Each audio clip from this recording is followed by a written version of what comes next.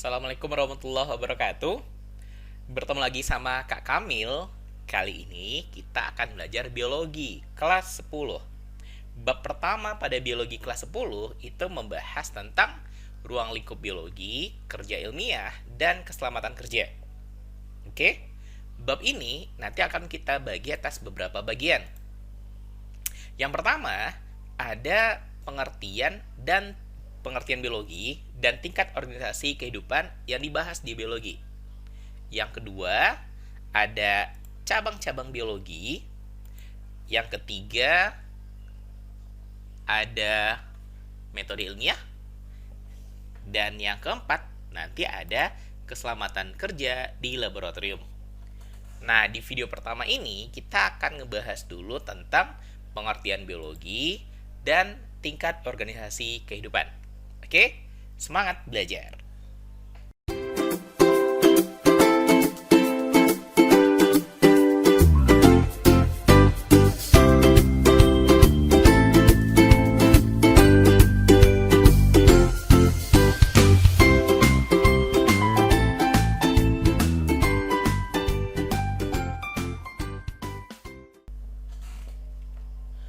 Apa itu biologi?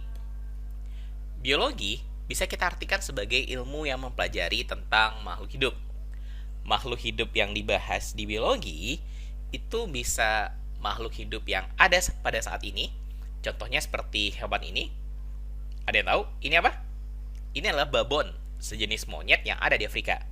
Atau makhluk hidup yang dulu pernah ada sebelumnya.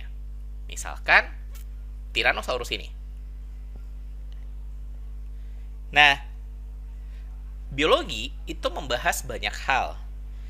Berdasarkan tingkatnya, maka objek dan organisasi yang dibahas pada biologi itu bisa kita bagi atas beberapa tingkat. Kalau kita mulai dari tingkat yang paling kecil, maka biologi itu membahas yang paling kecil itu berupa tingkat molekul. Apa itu molekul? Dulu sebelumnya di IPA kelas 9 kita pernah belajar. Molekul itu adalah gabungan dari atom-atom, baik sejenis maupun beda jenis. Nah, biologi itu mengkaji atau membahas berbagai jenis molekul yang menyusun tubuh makhluk hidup, yang sering juga disebut nanti sebagai biomolekul. Apa contohnya? Misalkan karbohidrat, ada protein, ada lemak, dan ada asam nukleat. Nah, di dalam biologi kita akan belajar yang pertama tentang strukturnya, terus tentang fungsinya terutama dalam proses biologi yang ada pada tubuh makhluk hidup. Terus kemudian setelah tingkat molekul, biologi membahas tingkat sel. Sel adalah satuan unit terkecil makhluk hidup. Jadi tubuh kita tersusun atas unit-unit kecil yang disebut nanti sebagai sel. Di dalam sel itu terdapat bagian-bagian yang nanti disebut organel-organel sel. Masing-masing organel ini punya fungsi sendiri-sendiri. Oke? Nah, ilmu yang mempelajari sel itu nanti kita sebut sebagai sitologi. Apa aja yang dibahas di sitologi? Yang pertama membahas tentang morfologi. Morfologi ini bentuk dan jenis dari sel. Lalu kemudian membahas tentang organel-organel sel. Apa-apa aja organel sel dan apa-apa saja fungsinya. Kemudian membahas tentang metabolisme sel. Metabolisme ini proses pembuatan atau proses penguraian zat kimia dalam sel. Terus kemudian ada transportasi zat pada sel, baik itu transportasi zat yang masuk ke dalam sel atau keluar, ataupun transportasi zat di dalam cairan yang ada di dalam sel. Dan terakhir, membahas tentang reproduksi atau pembelahan sel. Ini yang dibahas pada sitologi. Ini tingkat yang kedua, tingkat sel. Tingkat yang ketiga itu adalah tingkat jaringan. Nah, apa itu jaringan? Jaringan adalah kumpulan sel serupa yang bersama-sama menjalankan fungsi tertentu. Contohnya ini. Ini adalah jaringan epidermis pada bawang. Di sini kalau kita lihat pada mikroskop, jadi tampilan di bawah mikroskopnya akan terlihat banyak sel yang mirip. Oke? Nah, sel-sel ini akan bergabung menjalankan suatu fungsi tertentu. Kita sebut gabungan sel ini sebagai jaringan. Cabang biologi yang membahas khusus tentang jaringan itu nanti disebut sebagai histologi. Yang dibahas pertama macam-macam jaringan. Yang kedua fungsi dari jaringan tersebut. Yang ketiga komponen penyusunnya. Yang keempat membahas tentang pembentukan dan perkembangan jaringan. Lalu yang kelima membahas tentang kultur jaringan. Kultur jaringan ini adalah salah satu cara untuk memperbanyak makhluk hidup terutama tumbuhan dengan memanfaatkan perkembangan pada jaringan. Lalu kemudian terakhir membahas kelainan yang ada pada jaringan. Ini yang dibahas pada histologi. Kemudian tingkat berikutnya yang keempat. Setelah kita membahas tingkat jaringan, maka yang keempat itu dibahas tentang tingkat organ. Apa itu organ? Organ adalah bagian tubuh yang tersusun dari sekumpulan jaringan dengan fungsi tertentu. Oke, contohnya jantung ini. Selain jantung, kalau pada tubuh kita, contoh organ lainnya misalkan hati, usus, lambung, paru-paru, dan sebagainya. Oke, jadi jaringan akan bergabung membentuk organ. Kalau diurutkan dari yang kecil tadi, sel membentuk jaringan, jaringan membentuk organ. Oke? Nah, yang khusus mempelajari organ, itu nanti disebut sebagai organologi. Apa aja dibahas pada organologi? Yang pertama, jenis dan fungsi organ. Yang kedua, membahas tentang asal dan perkembangan organ. Kemudian membahas komponen penyusun organ. Lalu kemudian kelainan pada organ. Dan terakhir, membahas tentang transplantasi organ. Apa itu transplantasi organ? Ya, memindahkan organ dari satu individu ke individu lainnya. Contohnya misalkan transplantasi jantung. Pasien yang sakit jantung, yang gagal jantung, salah satu cara untuk menyelamatkannya adalah mentransplantasi jantungnya, mengganti jantungnya dengan jantung donor. Biasanya ya kalau jantung ya orang yang udah meninggal. Oke. Yang baru meninggal biasanya yang bisa mendonorkan jantungnya. Kemudian tingkat berikutnya adalah tingkat sistem organ. Sistem organ itu adalah gabungan atau kelompok dari organ yang bekerja sama membentuk suatu fungsi yang berkesinambungan. Contohnya misalkan jantung tadi. Jantung berfungsi untuk memompa darah ke seluruh tubuh. Nah, untuk bisa memompa darah, maka dia nggak bisa bekerja sendiri. Jantung ini harus dibantu oleh pembuluh. Nanti ada pembuluh nadi sama pembuluh balik. Oke? Nah, antara jantung sama pembuluh ini, kedua-duanya sama-sama berfungsi untuk menghantarkan darah ke seluruh tubuh, memompa darah ke seluruh tubuh. Nah, gabungan mereka inilah yang nanti kita sebut sebagai sistem peredaran darah. Oke? Atau sistem organ peredaran darah. Apa aja yang nanti dibahas pada sistem organ? Yang pertama membahas macam-macam sistem organ. Contohnya ini, sistem peredaran darah. Nanti ada lagi yang namanya sistem pencernaan. Lalu ada sistem saraf, ada sistem pernafasan. Oke? Yang kedua membahas tentang fungsi dan cara kerja sistem organ. Yang ketiga membahas komponen penyusun dari sistem organ tersebut, organ-organ apa saja yang menyusunnya. Dan terakhir, membahas tentang kelainan dan gangguan yang terjadi pada sistem organ. Ini tingkat yang kelima. Berikutnya, yang keenam, itu tingkat individu.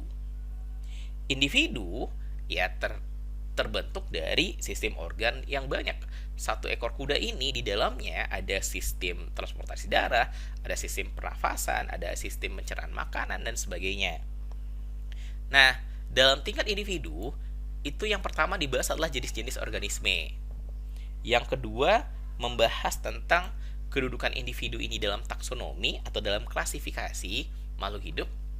Terus yang ketiga membahas tentang cara individu ini memperoleh makan, caranya bergerak, bereproduksi, mempertahankan diri, dan caranya untuk beradaptasi. Ini yang dibahas pada tingkat individu. Oke? Individu, kalau bergabung dengan individu lain yang sejenis, itu nanti disebut sebagai populasi. Terus, populasi, antara satu populasi dengan populasi lainnya, ketika digabungkan, maka itu nanti akan membentuk komunitas. Nah, setelah membahas tingkat individu, kita lanjut ke tingkat berikutnya, tingkat ekosistem. Apa itu ekosistem? Ekosistem kalau dilihat di gambar ini, apa saja yang ada di gambar ini, itu nanti kita sebut sebagai ekosistem. Kita bisa melihat ada kuda.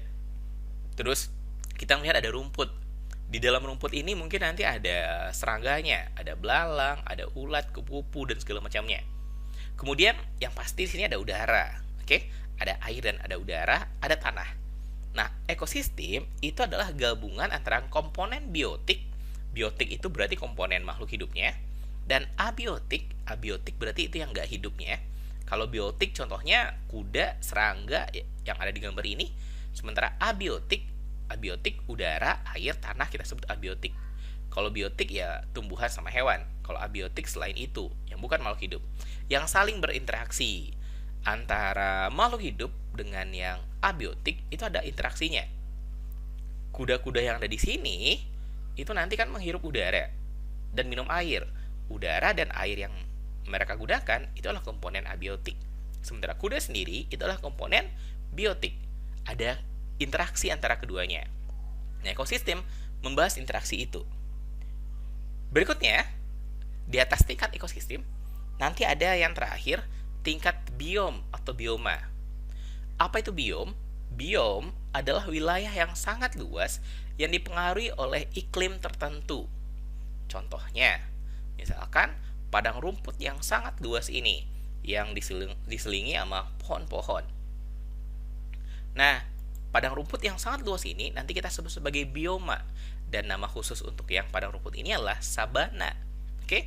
Atau ada juga yang nulisnya savana. Contoh lain dari bioma misalkan hutan hujan tropis yang sangat lebat ini. Kita sebutnya sebagai bioma hutan hujan tropis. Terus ada juga bioma berupa rumput tanpa ada pepohonan. Ini nanti kita sebut sebagai bioma stepa.